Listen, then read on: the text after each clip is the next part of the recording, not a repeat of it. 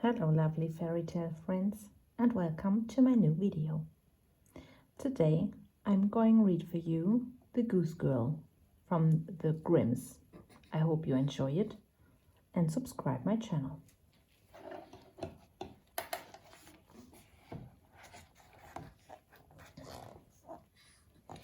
The princess sighed as she took one last look around her bedroom. She was getting married to a young king from a kingdom far away, and it was time for her to leave her childhood home.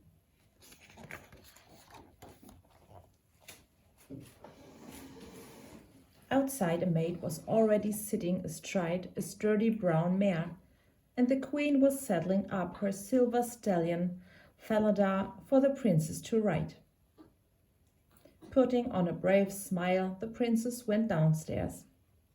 "Well, mother, I'm all packed and ready to go," she said to the queen with a mix of sadness and excitement.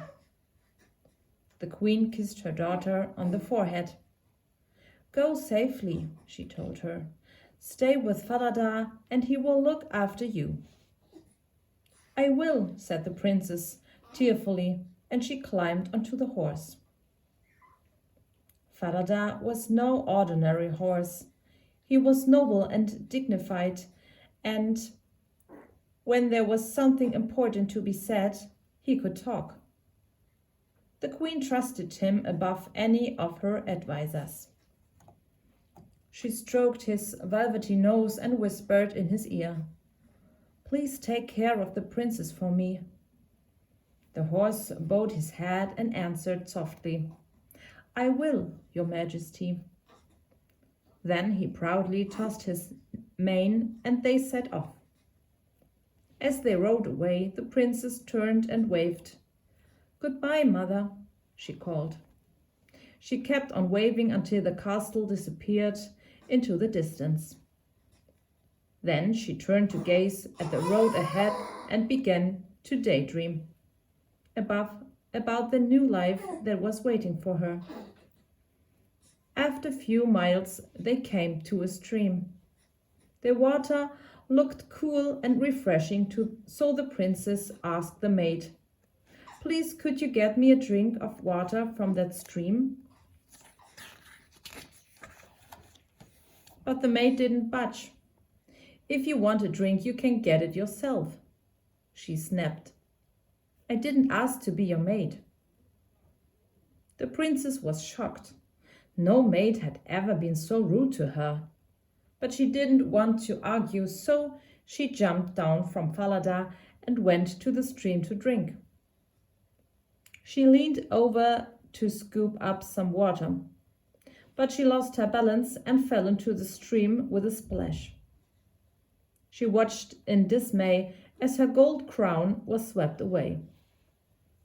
The maid laughed as the princess struggled to her feet, shivering and bedraggled. Falada swished his tail angrily. "Can't you see the princess is cold? Give her your cloak at once," he ordered the maid. This time the maid did as she was told. If the horse can talk, she thought, who knows what other powers it might have. Back on the road, the princess soon forgot about the maid's disobedience and started thinking about her wedding.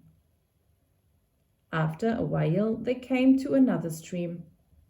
"Please, could you get me a drink of water?" she asked the maid. But the maid simply stuck her nose in the air. "If you want a drink, get it yourself," she replied again. "I didn't ask to be your maid." As before, the princess didn't want to argue. But this time, when she went to drink, she took great care not to land in the water again. Once she had drunk her fill, the princess turned to get back on her horse, but the maid stood in her way. "My saddle's so hard and lumpy, I'm covered in bruises," complained the maid. "Can't we switch horses for a few miles?" "Oh, you poor thing," said the princess. "Falada, please take the maid for a while."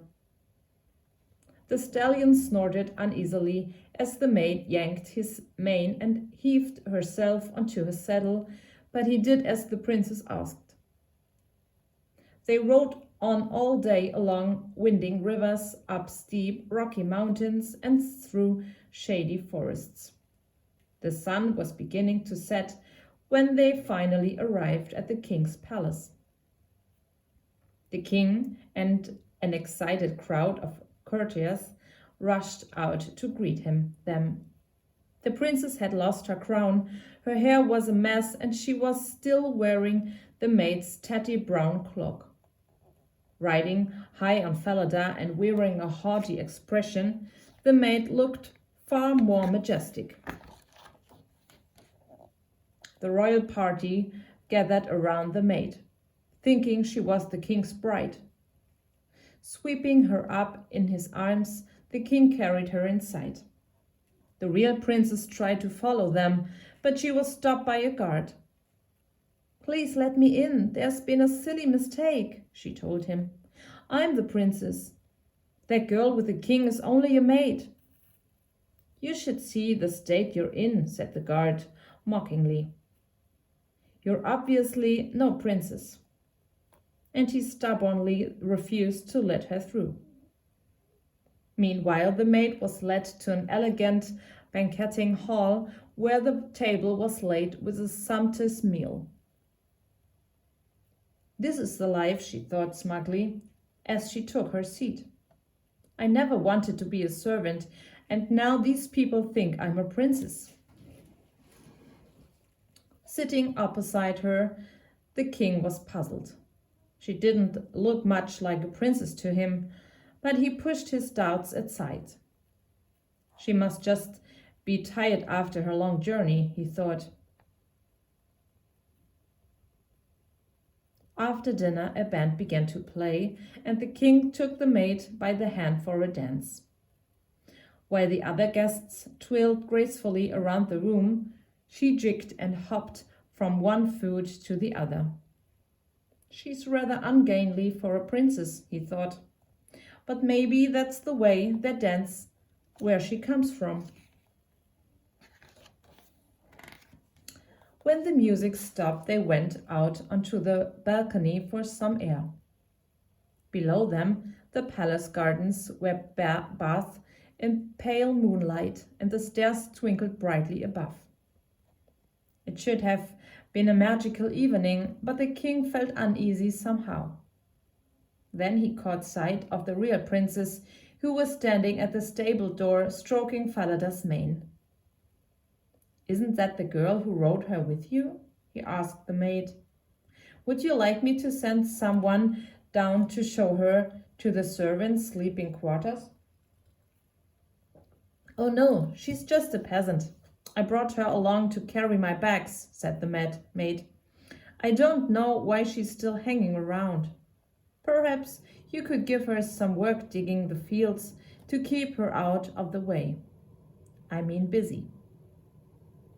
The king looked down at the princess. She was so delicately beautiful, she didn't look much like a peasant to him. He didn't like to think of her digging the fields, so he said, "I have a young boy who looks after the geese. She can help him." "Ha," said, "that's the princess dealt with," thought the maid. "Now I'd better make sure that talking horse doesn't give me away." So the next morning the maid called for the local butcher. "That horse I rode her was terrible dangerous. The beast threw me off several times," she said. "I want you to destroy it at once." "Certainly," said the butcher. Out in the stables he found the princess with Falada. She was horrified when he told her his orders. "Please don't kill my horse," she begged, flinging her arms around Falada's neck. "I don't see why I should listen to a peasant girl instead of the king's bride," retorted the butcher. "But I'm a she began, and she stopped, realizing that he'd never believe her. "I promise I make it up to you as soon as I can," she said solemnly. She was so lovely he couldn't find it in his heart to refuse. "All right then," he replied gruffly. "But you have to keep the horse outside the town wall so no one finds out." And so the princess began her new life as a goose girl while the maid settled into hers in the palace, where she made the servant lives miserable. One day she deliberately walked her muddy shoes all over the cream carpet they had just cleaned. The next day she demanded a complicated 10-course meal, then sent most of the food back untouched. She never once said please or thank you. In next to no time she had made herself thoroughly unpopular.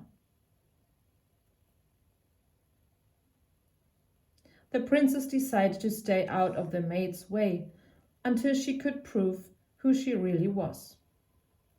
Early every morning, she and the goose boy herded the king's geese out of the palace yard. The geese waddled and waggled their way through a gateway in the town wall to a lush green meadow beyond, where the princess kept Falada safe from view. Whenever the goose boy was out of earshot, the princess would nuzzle Falada and talk to him softly.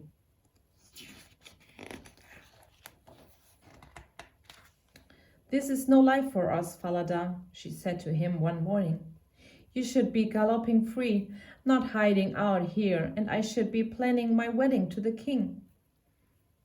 The horse tossed his mane proudly. "Trust me, princess," he replied. "I will make sure that the king hears the truth." Comforted by Falada's words, she sat down on the grass and began to comb her long golden hair. The goose boy stared in fascination as it tumbled down her shoulders. He desperately wanted to touch it, so he reached out a tight little grubby hand. Falada whinnied indignantly, and the princess looked up. When she saw what the boy was about to do, she chanted, "Gentle wind, blow this way and that. Blow away this rascal head." The wind immediately wheeled around the boy, snatching his hat off and playfully tossing it on the breeze. "Hey, that's not fair!" cried the boy as he chased across the meadow after it. The same thing happened the next day and the day after that. Day after day, the goose boy would try to touch the princess's golden hair, only for her to call up the wind, sending him chasing after his hat again. The goose boy grew more and more frustrated until he decided he had enough. He went to see the king. "Please, your majesty," he began nervously, "I don't want that girl to look after the geese with me anymore." "Why ever not?" asked the king. "Because she teases me all day long with her tricks," the goose boy complained. "What sort of tricks?" asked the king curiously. The goose boy told the king how the girl was able to command the wind. "I think she might be a witch," he said. "If what you say is true, then there's certainly something special about her," replied the king. "But if you take her out with you just one more time, I'll let you look after the geese on your own again after that." The next morning the king woke up early. He disguised himself in a hooded cloak. Then he followed the goose boy and the princess out of the palace yard, lurking in the shadows so they wouldn't notice him. While they herded the geese into the meadow, he hid in the gateway behind them and watched. As usual, the princess waited until the goose boy was out of earshot. Then she spoke to Falada. "The royal wedding is tomorrow," she said sadly. "How am I ever going to stop the king from marrying that dreadful maid?" Falada's nose twitched and he pricked up his ears. Looking over the princess' shoulder, he spotted the cloaked figure in the gateway. Despite the disguise, he recognized the king at once. "We will prove that you are the king's true bride," said Falada, raising his voice to make sure the king could hear. "Trust me, you have your perfect wedding," he promised. The king could scarcely believe his ears. He had never heard a horse talk before. Can this extraordinary creature be telling the truth? He wondered. He watched as the princess combed her hair. It shone like the sun, and he was utterly bedazzled. When the goose boy tried to touch it, the king was astonished to see her call up the wind, just as the boy had described. That was all the proof the king needed.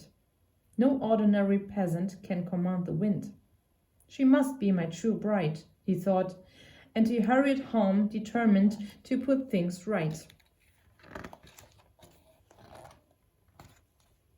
That evening the king summoned all his courtiers and all his servants to the palace, including the goose boy and the princess.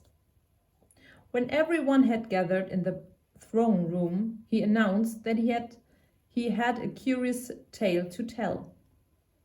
Naming no names, he told them the story of a princess whose maid had forced her to switch places with her. Then he turned to the princess. "Tell me, if you were the princess, how would you punish the maid?" he asked. The princess blushed and glanced warily at the maid. If she said she was sorry and promised to be good in the future, that would be enough for me, she replied. "What?" scoffed the maid. "If it was my maid, I'd throw her in a barrel of nails and roll it through the town until she was dead." "So that's how you would punish yourself, is it?" asked the king. "The maid in my story is you, and this goose girl is the real princess." "What nonsense! I'm a the maid began, but she stopped, seeing that no one believed her. "Don't throw me in a barrel, I didn't mean it." "I could never inflict such a cruel punishment on anyone," said the king. "But will you apologize to the princess?" "Never," she retorted haughtily. She shoved the princess and the goose boy out of her way and ran for the door. "Guards, seize her," ordered the king. And the maid was dragged back to the king, kicking and screaming. "Since you refuse to apologize," said the king, "your punishment will be to do all the dirtiest jobs. I want you to dig the fields, muck out the stables, and clean all the carpets." The maid grumbled as the guards took her away, but no one paid her the slightest notice. All eyes were on the princess. "How did you find out the truth?" she asked the king. "I had my suspicions," he replied. "But it was the goose boy and your talking horse who convinced me." The royal wedding went ahead the next day. At the prince's request, a few extra guests were invited. Falada and the goose boy were her page boys, and a whole gaggle of geese waddled down the aisle behind her as her bridesmaids. It was the perfect wedding the princess had hoped for, and it was clear to everyone there that the king and his true bride were going to be very happy together.